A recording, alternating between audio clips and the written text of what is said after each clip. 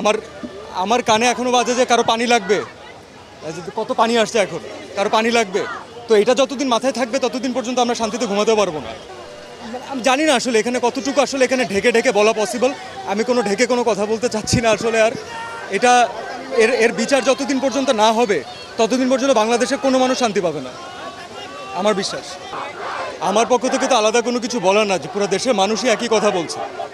এবং দেশের মানুষ যখন সবাই একসাথে কোনো ন্যায্য দাবি রাখে তখন সেটা একটু হলেও মাথায় আনা দরকার যে সেটা ফেলে দেওয়ার মতো না। তো আমরা আমাদের যে ভাইরা, যে বোনগুলো মারা যাচ্ছে, যে ভাইটা মারা গেল, দেখেন যদি আপনি সুস্থ স্বাভাবিক মানুষ হন, আমরা রাত্রেবেলা ঘুমাতে পারবেন না।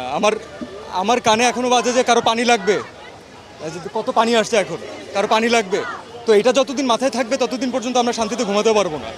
এবং এটা দেশের একজন নাগরিক হিসাবে আমরা তো সারা জীবন মানুষের জন্যই কাজ করেছি। আমরা যারা এন্টারটেনমেন্ট ইন্ডাস্ট্রিতে কাজ করি, আমরা কার জন্য কাজ করি?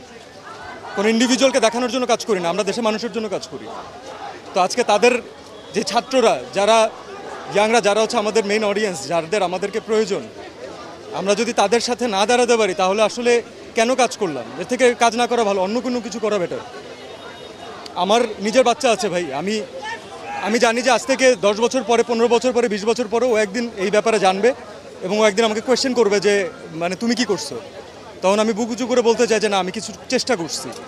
So definitely I am with the students. Yes, হ্যাঁ। আপনি নিজেরটা বলেন, আপনার কোনো ক্লাসমেটের সাথে এমন হলে আপনি নিজে থাকতে পারতেন বাসায়?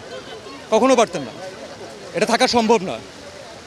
এবং এই বাচ্চাগুলো কোনো অনৈতিক দাবি রাখে নাই যে তাদেরকে এভাবে করে প্রাণ হারাইতে হবে।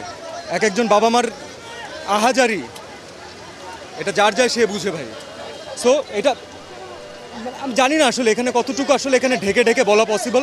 আমি ঢেকে কোনো কথা বলতে চাচ্ছি না আসলে। আর এটা এর বিচার যতদিন পর্যন্ত না হবে ততদিন পর্যন্ত বাংলাদেশের কোনো মানুষ শান্তি পাবে না, আমার বিশ্বাস।